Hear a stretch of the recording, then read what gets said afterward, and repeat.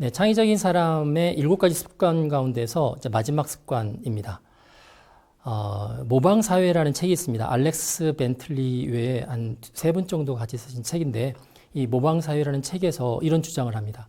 내가 다른 사람의 행동을 모방한다는 것은 고도의 적응 전략이다라는 이야기를 합니다. 모방은 가장 쉬우면서도 가장 효과적인 전략이다라는 이야기를 하는 거죠. 그래서 내가 창의적인 사람이 되기 위해서도 이 모방은 가장 빠르게 적응할 수 있는 전략이고요. 그래서 심지어 모방을 제2의 창조라고까지 지켜 세우기도 합니다. 어떤 사람이 다른 사람들의 행동을 보고 그걸 모방해서 따라하는 것을 사회학습이라고 부르고요.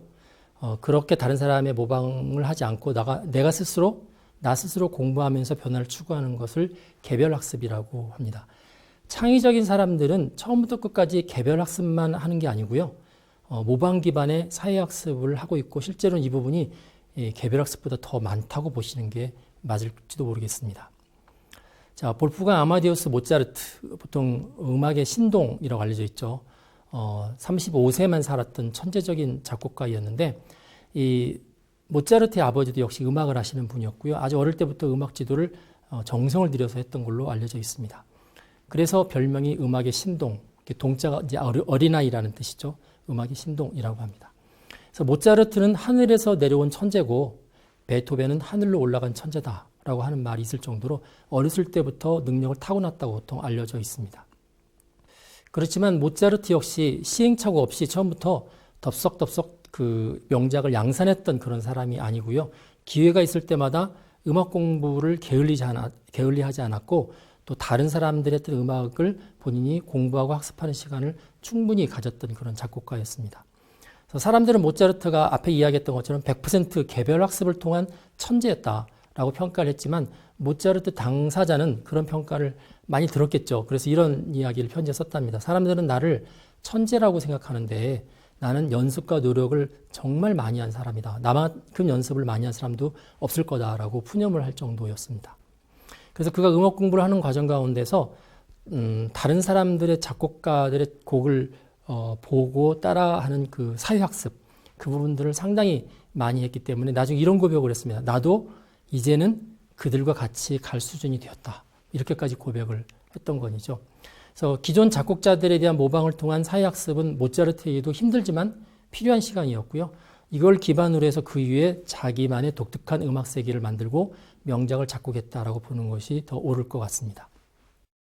우리는 앞서서 스캠퍼 이야기를 했죠. 스캠퍼를 통해서 창의적인 사람, 창의적인 선배들이 창의적인 행동 과정에서 나타내는 공통점 7가지를 알아봤습니다. 스캠퍼도 내가 창의적인 사람이 되기 위해서 일종의 모방 기반의 사회학습이다라고 이렇게 평가를 해도 될 것 같습니다. 다만 스캠퍼는 다른 창의적인 사람들의 행동 과정, 예를 들면 기존의 것에서 어떤 것을 만들기 위해서 대체를 한다든지 없앤다든지 이런 7가지의 행동 과정에 초점을 맞춘 거가 바로 스캠퍼인데요. 자, 이번 시간에는 행동 과정이 아니라 창의적인 산물, 성공적인 산물에 초점을 맞추는 시간을 갖도록 하겠습니다. 그래서 창의적인 사람, 창의적인 선배들이 이미 성공해서 만들어 놓은 성공 산물에 대해서 그거를 우리가 모방하는 거에 대해서 알아보도록 하겠습니다. 물론 이제 100% 그대로 모방하면 요즘 흔히 하는 표절이 되는 거죠. 반면에 창의적인 사람들은 모방을 하긴 하지만 다른 사람들의 성공 산물을 곧잘 모방하긴 하지만 바로 100% 모방하는 게 아니고요. 자기에게 주어진 문제에 맞게끔 재해석을 합니다. 그걸 분석을 하고 그 안에서 원리를 뽑아내서 그거를 자기가 풀고자 하는 문제하고 직접 연결을 합니다. 그래서 이 방법 이름을 강제 연결법이다라고 이야기를 합니다. Forced Relationship이라고 이야기하죠. 원래는 아무런 상관이 없는 별개의 두 물건인데 영역도 다릅니다. 예를 들어서 내가 하는 것은 공학인데 저쪽은 예술이다. 뭐 이럴 수 있죠. 그런데 두 개를 강제로 연결시키는 거죠. 그래서 강제 연결법은 지금 내가 고민하고 있는 문제의 외부의 다른 사례를 강제로 해석해서 연결하는 방법이다라고 해석하시면 될 것 같습니다.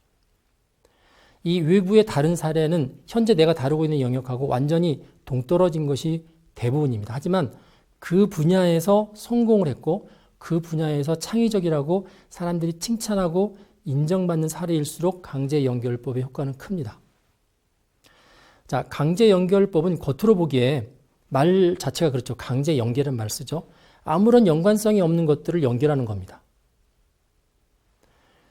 그래서 이 강제연결법에 의해서 자꾸 모방하는 사고, 분석하는 사고, 연결시키는 사고를 하면 할수록 당사자의 창의적 사고력이 부쩍부쩍 성장을 하게 되는 장점이 있습니다.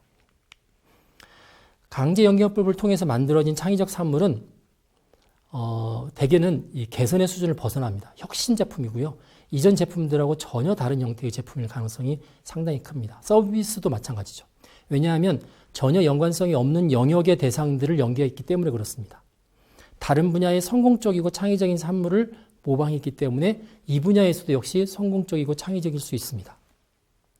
더구나 이제 시대적으로 따지면 지금 이 시대에 저 분야에서 인기 끌고 있는 부분을 분석해서 내 분야에도 적용을 시키면 역시 이 시대의 내 영역도 똑같은 평가를 받을 수 있다는 이제 확률이 높아지는 거죠. 일반적으로 어떤 대상을 한정해서 이에 대한 개선 아이디어를 도출할 때는 대개는 그 주변의 어떤 상황, 주어진 문제를 근거로 해서 도출하기 때문에 사람들이 볼 때는 뜻밖의 창의적인 해답법이 나오기 쉽지 않습니다. 대개는 개선, 잘해야 조금 개선된 결과가 나오죠.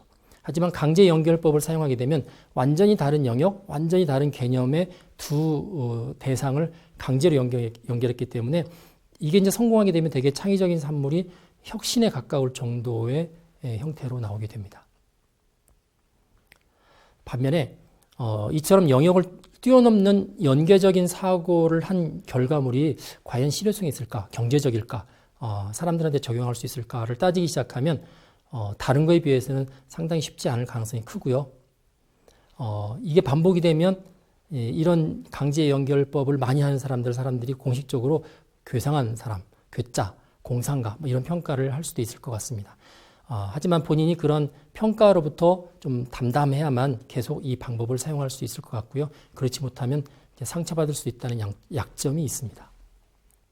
네, 강제연결법을 진행하는 순서에 대해서 알아보겠습니다. 아주 간단한 몇 가지만 아시면 될 것 같습니다. 첫 번째는 완전히 다른 영역에서 현재의 사람들한테 호평을 받고 있는 창의적인 산물, 그게 꼭 제품이 아니어도 되거든요. 사람이어도 되고 서비스여도 되고 어떤 조직이어도 됩니다. 그 산물을 하나 선정합니다. 두 번째는 그 산물이 왜 사람들한테 그렇게 좋은 평가를 받는지 이유를 분석하고 재해석을 합니다. 세 번째는 그렇게 분석한 이유나 재해석의 결과를 지금 내가 풀려고 하는 문제에다가 강제로 연결해서 적용시킵니다.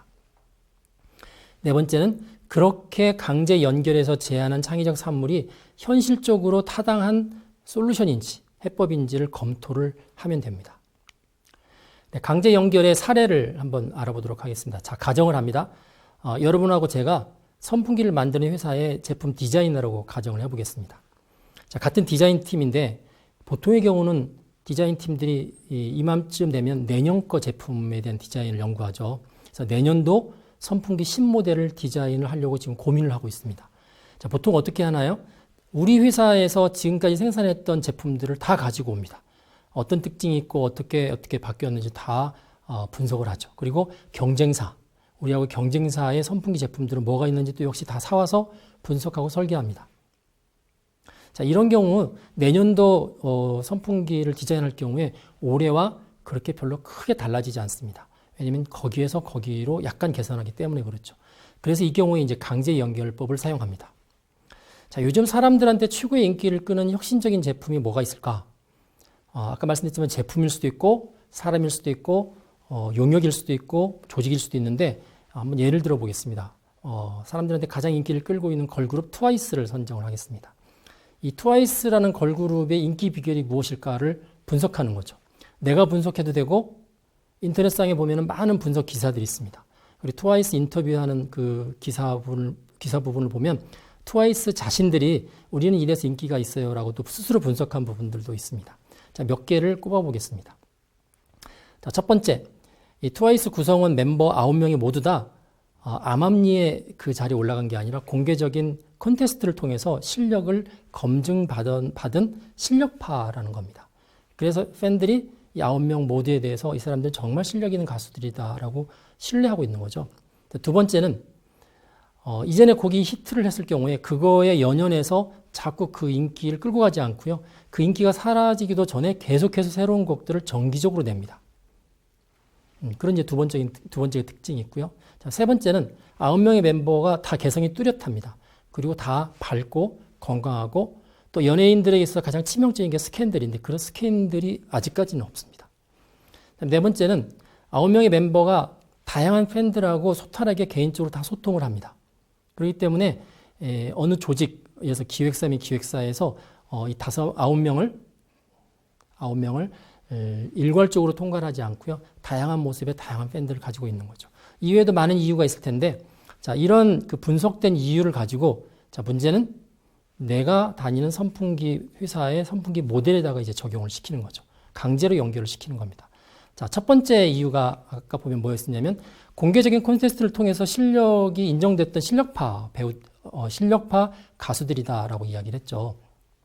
그럼 이제 선풍기 입장에서 보면, 우리 회사 선풍기에 들어가는 부품들을 우리 회사에서 다 만들지 않습니다. 모터는 어디에서 가져오고, 팬은 어디에서 가져오고, 뭐 이렇게 부품들을 많이 납품을 받는데, 그 부품을 납품하는 회사들이 그 분야에 있어서 성과 평가를 받아서 그 분야에 있어 우리나라 1등인 회사들의 제품만 납품을 받는 거죠. 그러면 우리가 만들어준 이 선풍기는 모든 부품들이 다 실력이 인정받은 회사들의 제품들로만 구성된 조립품이기 때문에 저희 것 역시 인정을 받을 수 있다는 겁니다. 자, 두 번째를 한번 적용을 해보겠습니다. 어느 인기곡에 연연하지 않고 계속해서 새로운 곡을 정기적으로 낸다고 그랬죠. 선풍기에서는 어떻게 이걸 하면 될까요? 하나의 선풍기에 대해서 브랜드를 만들어서 그 브랜드화를 꾸준히 하는 겁니다. 정기적으로 신제품을 출시하고 계속 인기가 있는 선풍기가 있어도 그 뒤에 또 후속 제품을 또 내고 그래서 회사가 지속적으로 연구한다는 이미지를 계속 주는 거죠. 자, 세 번째 이야기를 하겠습니다. 세 번째는 다 각자 개성이 뚜렷하다고 그랬죠. 다 건강하고 밝고. 그래서 이 선풍기에도 그거를 세 번째를 정리해서 이제 집어넣으면 이렇게 됩니다. 회사가 생산하는 선풍기가 일종의 이제 여러 종류가 있을 텐데 보통 생산 라인이라고 그러죠. 디자인 라인인데 디자인 라인마다 유사하지 않고 1번 디자인, 2번 디자인, 3번 디자인 같은 회사 제품인데도 다 개성을 뚜렷이 합니다. 마치 전혀 다른 회사의 제품인 것처럼. 그렇게 차별을 하면 소비자층이 이렇게 두꺼워지는 거죠. 그리고 이제 네 번째가 멤버들이 다양한 팬들과 소탈하게 소통을 한다라고 이야기를 했는데 자, 이런 경우에 회사에서 선풍기를 소비하는 소비자들한테 적극적으로 찾아가고 또 새로운 디자인에 관한 의견을 듣고 그들이 고장났을 때 찾아오기 전에 미리 가서 서비스 해주는 보통 비포 서비스라고 하죠. 비포 서비스를 실시하는 거죠. 그래서 소비자하고 회사하고 아주 밀접한 관계를 형성하는 겁니다. 자, 이렇게 해서 트와이스의 인기 비결을 선풍기 회사에 디자인하는데 강제로 연결을 시켰습니다. 자, 강제 연결의 또 다른 형태를 한번 보겠습니다. 앞에는 전혀 다른 영역에 그 영역에서 성공한 또는 혁신적이거나 아니면 좋은 반응을 일으키는 물건을 뽑아서 강제 연결을 시킨다고 그랬는데 이제 일반적으로 강제 연결이라고 그러면요. 전혀 예상치 못한 사물하고 강제로 연결하는 겁니다. 그래서 어떤 학자들은 사람들한테 각자 좋아하는 명사를 하나씩 적어서 내라고 그래요. 동사일 경우도 있지만 적어서 내서 숫자 수백 명이 내면 수백 개의 카드가 되겠죠. 그걸 막 섞습니다. 그 중에서 하나를 탁 뽑습니다. 그럼 그 카드가 뭐가 나올지 모르죠. 어떤 사람이 장난으로 아이스크림 이렇게 써냈으면 아이스크림이 나오는 겁니다. 그럼 아이스크림을 뽑아서 선풍기 디자인 회사가 강제로 연결시키는 거죠. 자, 그런 식으로 하는 방법이 진짜 강제 연결법인데 제가 이제 여러 케이스를 해보니까 그렇게 아무거나 써서 하는 경우도 물론 장점이 있긴 하겠지만 말씀드린 것처럼 진짜 다른 영역에 전혀 관련성이 없을 것 같은 다른 영역에 그 분야에서 인정을 받고 있는 어떤 산물이나 어떤 사람이나 어떤 조직 용역 그걸 뽑아서 하는 거가 훨씬 더 효과가 크다라는 사실을 알게 되었습니다. 하지만 이제 그 전에 있는 전통적인 방법들도 역시 의미가 있기 때문에 해보실 필요가 있을 것 같고요. 또 하나는 이제 사람들이 좋아하는 거, 그 중에서 이렇게 동물들 같은 경우는 또 아주 독특한 특징이 있는데 이번에는 그 강제 연결 대상으로 강아지를 한번 뽑아보겠습니다. 강아지. 자, 강아지를 놓고 선풍기 회사하고 연결을 시키는 거죠. 그래서 강아지를 사람들이 왜 좋아할까? 강아지 좋아하는 사람이 굉장히 많죠. 그래서 강아지를 좋아하는 이유를 이제 분석합니다. 강아지의 장점, 사람들이 강아지를 좋아하는 이유, 또 강아지만의 특성을 찾아내는 거죠. 한 7가지 정도를 찾았는데 더 많이 있지만 이제 한 7가지만 추리겠습니다. 자, 강아지의 특성 첫 번째, 주인을 알아보죠. 다른 동물에 비해서 주인에 관한 충성도가 대단히 높습니다. 그래서 주인을 알아보고 꼬리를 흔듭니다. 그래서 그게 주인의 마음에 감동이 있어서 강아지를 예뻐하죠. 두 번째는 주인의 말을 잘 알아듣습니다. 그리고 반응을 합니다. 앉아 그러면 앉고 또 야단을 치면 또 야단치는 걸 알아듣습니다. 세 번째는 주인이 아닌 외부인을 보면 짖습니다. 주인 입장에서는 고마운 거죠. 네 번째는 여기저기 뛰어다니는데 뛰어다니는 모습이 정말 귀엽습니다. 다섯 번째는 주인이 아무 데나 가도 데리고 다닐 수 있습니다. 휴대할 수 있는 또 특징이 있습니다. 여섯 번째는 이제 사람마다 좀 다르긴 하지만 아침에 주인이 침대에서 잠자고 있는데 와서 혀로 핥습니다. 뭐 그게 기분 좋다고 하는 주인도 있긴 하니까요. 일곱 번째는 생긴 게 통계적으로 귀엽고 사랑스럽게 생겼습니다. 자, 7가지의 분석했던 특성들, 장점들을 선풍기에 적용을 합니다. 강제 연결을 하는 거죠. 자, 주인을 알아보고 꼬리를 흔든다. 자, 선풍기가 주인을 알아보도록 하는 겁니다. 선풍기가 춤을 추듯이 이렇게 움직이게끔 하면 보통 선풍기는 움직이지 않죠. 이렇게 회전만 하는데 그런 동작을 하게 되면 사람들이 마치 강아지를 좋아하듯이 선풍기를 좋아할 수 있다라는 이제 개연성이 나타나는 거죠. 자, 두 번째가 주인의 말을 알아듣고 반응한다고 그랬는데 방금 전에 말씀드렸던 음성인식이 통해서 켜져 그러면 켜지고요. 그만 그러면 그만하고 구태여 가서 스위치를 누르지 않아도 리모컨으로 조작하지 않아도 강아지처럼 말을 알아듣게 만드는 거죠. 세 번째, 외부인을 보면 짖는다고 되어 있죠. 그래서 외부인이라는 거가 이제 특이한 대상인데 선풍기로 따지면 선풍기에 어떤 이상한 현상이 벌어지는 거죠. 예를 들어서 고장이 생긴다든지 그렇게 되면 그 고장에 관한 알람들을 알려서 강아지로 따지면 짖는 것처럼 보이게 할 수도 있을 것 같고요. 제가 수업 시간에 이걸 진행하는데 어떤 친구가 그런 이야기를 했어요. 외부인이 들어와서 아무리 켜려고 해도 얘가 켜지지 않게 하면 된대요. 그러다가 주인이 켜져. 그럼 다 켜지는 거죠. 그래서 외부인을 보면 짖고 주인을 보면 꼬리 치는 거를 선풍기에다 그대로 적용을 시키면 선풍기 주인은 그 선풍기를 아주 예뻐할 거다. 뭐 그렇게까지 이야기하는 경우를 봤습니다. 자, 네 번째는 이리저리 뛰어다닌다고 그랬는데 선풍기가 이제 코드, 전원으로부터 이렇게 코드가 꼭 이렇게 끼워야 되는 게 아니고 코드리스 선풍기가 돼서 안에 바닥에 바퀴를 갖고 있습니다. 그래서 주인이 거실을 왔다 갔다 하면 선풍기가 따라다니면서 계속 바람을 제공하는 거죠. 마치 강아지가 따라다니듯이 그렇게 하는 거가 이제 네 번째가 되겠습니다. 다섯 번째, 주인이 아무데나 데려갈 수 있다. 선풍기도 역시 휴대할 수 있도록 만드는 거고 요즘 휴대용 선풍기들이 많이 인기가 있죠. 여섯 번째, 아침에 주인 침대에 와서 혀를 핥는다. 선풍기에 그 선풍기 뒤쪽에다가 물기를 머금은 이렇게 천을 두면은 먼지를 흡착합니다. 그래서 먼지 흡착하는 기능을 혀를 핥는다 하는 기능으로 이렇게 연결시켜서 기능을 넣을 수도 있을 것 같고요. 일곱 번째가 귀엽고 사랑스럽다. 그럼 선풍기 디자인을 정말 귀엽고 앙증맞게 동물 모양이라든지 여러 가지 모양으로 설계를 하면 됩니다. 자, 이런 특성을 갖는 선풍기를 새로 디자인해서 제품을 출시하게 되면 기존의 선풍기하고 상당히 많은 차이가 벌어지는 개선된, 혁신된 선풍기라는 것을 사람들이 인식할 수가 있습니다. 자, 이제 이번 시간을 마무리하면서 제가 책을 한 권을 소개해 드리겠습니다. 그룹 지니어스라는 책입니다.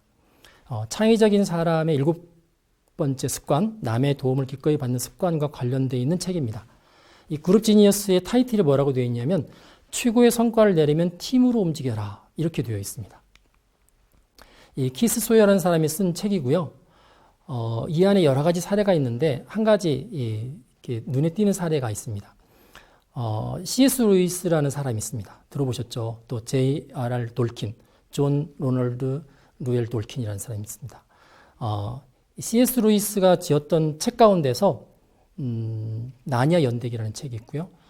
그 다음에 돌킨이 지었던 책 가운데서 반지의 제왕이라는 책이 있습니다. 느낌이 좀 비슷하죠. 보통 이제 사람들이 만든 책 가운데서 보통 세계 3대 판타지 문학 그러면 이 두 개의 작품, 나니아 연대기, 전부 7편으로 되어 있는 나니아 연대기하고 3부작 총 7권으로 되어 있는 반지의 제왕, 거기에다가 어시스의 마법사, 르균 여사가 만들었던 이 6권의 책, 이 세 개를 합해서 세계 3대 판타지 문학이라고 하는데요. 나니아 연대기하고 반지의 제왕의 저자인 루이스하고 돌킨은 서로 작품을 읽혀주었던 친구였습니다. 그래서 이 두 사람만 친구였던 거가 아니고요. 실제 이렇게 작가 활동하는 사람들이 서로 모여서 자기의 작품을 펴내기 전에 자기 원고 상태에서 서로 리뷰를 받는 그런 그 클럽이 있었는데 그게 옥스퍼드 대학에 있었습니다. 디 잉클링스라는 건 이거였었는데요. 디 잉클링스라는 그룹이었었는데 1930년대에 세워졌다가 한 20년 동안 활동하다가 지금은 없고요. 그 당시에 멤버를 보면 13명, 그러니까 루이스와 돌킨을 포함한 13명의 정규 멤버가 있었고 가끔씩 들고 나는 방문자 한 10명 정도가 구성이 되어 있었습니다. 자, 이게 의미하는 게 뭘까요? 한 사람이 똑똑한 사람이 처음부터 끝까지 창의적인 산물을 만드는 것보다는 다른 사람과 상의하고 다른 사람의 도움을 받는 경우가 훨씬 더 큰 효과를 낸다는 것을 의미합니다. 자, 우리가 자주 타게 되는 산악자전거 MTB는 엄밀히 따지면 그 안에 엄청난 발명들이 들어가 있습니다.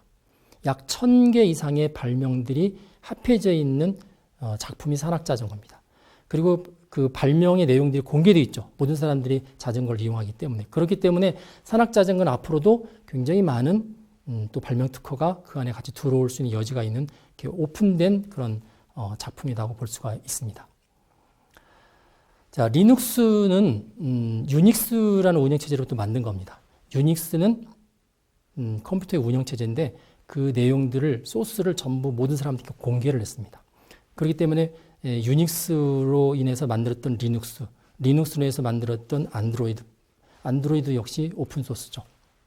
그러다 보니까 이제 구글폰 같은 경우는 안드로이드 기반이죠. 소스가 오픈되어 있다 보니까 어떤 단점이 있냐면 바이러스라든지 해킹에 취약합니다. 왜냐하면 해커들도 소스를 같이 보고 있기 때문에 그렇죠. 반면에 이제 아이폰 같은 경우는 소스가 오픈되어 있지 않습니다. 폐쇄형 운영체제입니다. 그렇기 때문에 바이러스나 해킹이 잘 벌어지지 않습니다. 사람들이 볼 때 그래서 아이폰은 굉장히 안정된 스마트폰으로 알려져 있고 보통 이제 구글 폰들은, 안드로이드 폰들은 주로 취약하다 이렇게 알려져 있는데 당장은 그렇게 나타날 수밖에 없습니다. 그 태생 자체가 그러니까. 하지만 오픈소스의 특징은 뭐냐면 엄청나게 많은 사람들이 그 소스를 같이 연구하고 있습니다. 같이 연구하고 있기 때문에 취약점도 같이 발생하지만 또 새로운 기술들은 폐쇄형 운영체제에 비해서 훨씬 더 발전할 가능성이 큽니다. 그래서 어떤 사람들이 이제 그런 이야기를 해요. 아이폰이 끝까지 갈까? 그 구글폰이 끝까지 갈까? 안드로이드폰이 끝까지 갈까? 이야기를 하는데 여기 오픈소스를 중요하게 생각하시는 분들은 아무래도 많은 사람들이 서로 상의하면서 자기의 창의적인 생각을 모을 수 있는 구글폰이 결국에는 이기지 않을까라고 조심스럽게 예측하고 있는 것도 바로 이런 분위기들을 반영한 거라고 보시면 될 것 같습니다. 자, 창의적인 사람의 7가지 습관 가운데서 앞에 6개는 되게 개인에 국한된 습관입니다. 문제를 문제시하는 습관, 또 꾸준히 호기심을 갖는 습관, 못 그려도 꼭 그리는 습관, 그 다음에 몰입도 몰입하는 습관, 그 다음에 작은 것도 메모하는 습관, 분위기를 확 바꾸는 습관. 자, 개인적인 습관이죠. 근데 지금까지 이렇게 다루었던 마지막 7번째 습관은 다른 사람들과 연계된 사회적인 습관입니다. 남의 도움을 기꺼이 받는 습관. 그 바닥에는 나도 다른 사람을 기꺼이 도와주는 습관이라는 말까지 포함을 하고 있습니다. 미래 사회는 이 7번째 습관을 꼭 가져야 되는 창의적인 사람의 필수 역량으로 앞으로 많이 볼 것 같습니다. 그래서 창의적인 사람이 되기 위해서 앞에 6가지 외에 마지막에 다뤘던 7가지까지 전부 7가지 습관을 여러분들이 잘 유지하고 쉬지 않고 활성화될 수 있도록 노력을 하게 되면 여러분들은 아주 생각했던 시간보다 빠르게 창의적인 사람으로 변화될 것이라고 생각이 됩니다.